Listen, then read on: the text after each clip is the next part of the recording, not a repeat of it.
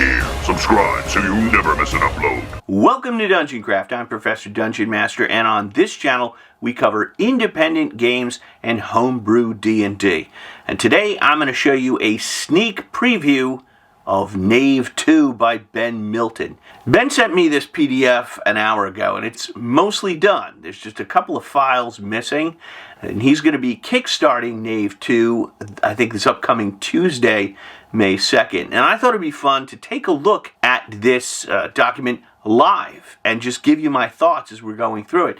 If you don't know, Knave is a stripped-down micro clone of D&D. It's got all the math of Moldvay, Cook, BX D&D, and you can use it with any of those old modules like Keep on the Borderland and the Lost City. The other unique thing about Knave is it's classless. Everyone is a knave, an adventurer, and if you find a spell, you can cast it, and anyone can pick a lock, and anyone can fight. So you don't have to worry about balancing your party or what happens if the cleric didn't show up that night. You could still play without them. I love the original Knave, which clocked in at a lean, mean 7 pages, and that includes the Game Master notes. And I'm curious to see what Ben is going to do with this version. So I'm going to go through it, just scrolling through it, mostly live. I'll just be giving you my unedited initial reactions. I'm not going to show you everything because I don't want to spoil all the surprises, but there's a lot to look at.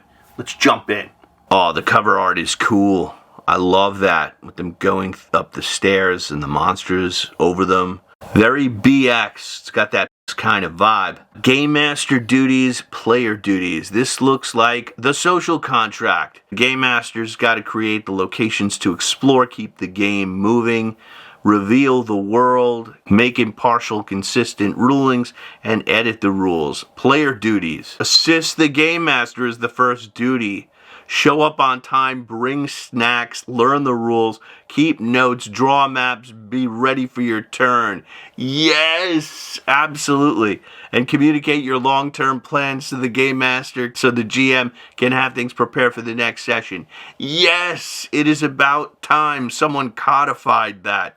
Take the initiative, ask questions, fight dirty, and prepare to die. That's another big thumbs up from me. Losing a PC can be painful, but it makes for great stories. Absolutely. Ability scores and character creation. So there are the 6 traditional ability scores, and the way you roll a character in this is a little different than the original. Let me see if I can explain this. You roll 3 6-sided dice, and whatever comes up, you add 1 to that ability score. So if you toss a 3, 5, 5, it means you get a +1 to Constitution, because that's ability score 3, and you get a +2 to Wisdom, because that's ability score 5.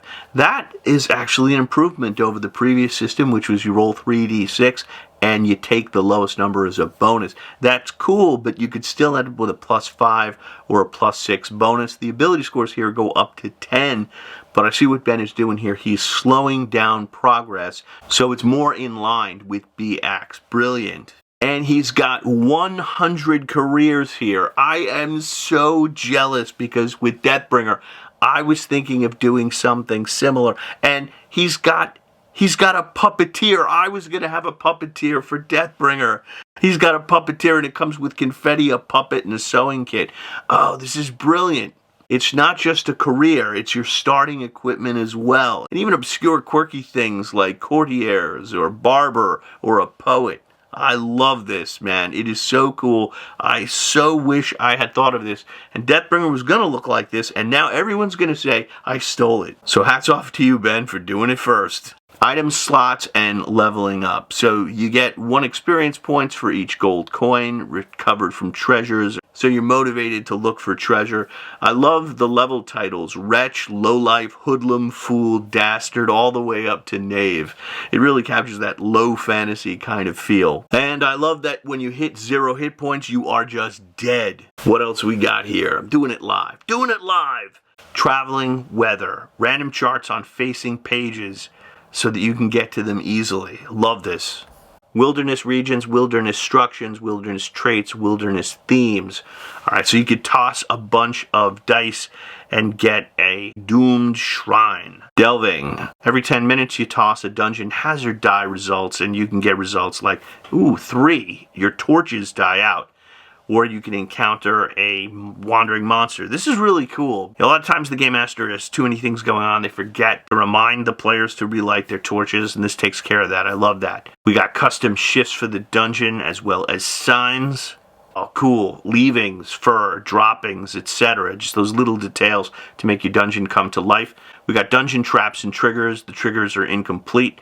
There's a file missing there, but I love this. Like cage falls, catacombs, so much old school stuff. This is like the appendices in the old Dungeon Master's Guide, like the first edition Gary Gygax Dungeon Master's Guide. Encounters and reaction tables. There's 100 encounters there. Combat. Well, you roll to hit, and all the armor classes for D&D would be the same. Spell casting. I think you roll to cast here, right? Each spell takes one action. Each spell book can only be used once per day. I think we still have one spell per book, and we have 100 random spells. I'm glad to see my favorite is here. Marble Madness. That is my favorite. A chart for generating new original spells. Oh, that's kind of cool. The artwork is missing there. Look at this. This is so cool. It's got names like 23, Fulgen, and 76, Nilmar, 81, Turnminster. Qualities, effects, elements, forms, right? So it could be a noxious, eldritch, intoxicating spell. That's neato. Alchemy. Oh, cool. We got all these different potion effects. If you look in the Gary Gygax Dungeon Master's Guide, he was very big on what you see, hear, can smell, and taste in the dungeon. This really captures that. It's consistencies and tastes. That is awesome. Right, so it's like greasy and it tastes like cloves. And it's coral pink. Money and gear. Here you got 100 items. Cost of living per month. This is for building NPCs. We got personality traits, physical traits, professions, and hobbies. And hobbies has a few missing. But this is awesome. You can create a gaunt, paranoid jerk or a luxurious haired, ponytailed femme fatale. We got traditional monsters. Do we have a random monster chart? Oh yeah. He's got animal sense, sounds, monster parts, so you can mix and match. This is like millions of combinations of your own original monsters. So cool. And I want to leave a few things to surprise you. My impression here is that this is going to be a 40-page toolkit. Like, it is the Swiss Army knife of games. It's just like all chart. And I can't wait to read Ben's notes. He's got a notes section at the end he didn't show me where he explains all of the choices he made and why he made them. And I love to see his thought process. Okay, Ben, I'm officially a Kickstarter backer. The Kickstarter starts this upcoming Tuesday, and I know Ben's going to deliver. So, if you want to support my work and independent games, you can check out my Patreon link below. I'll catch you next time. May all your rolls be 20s.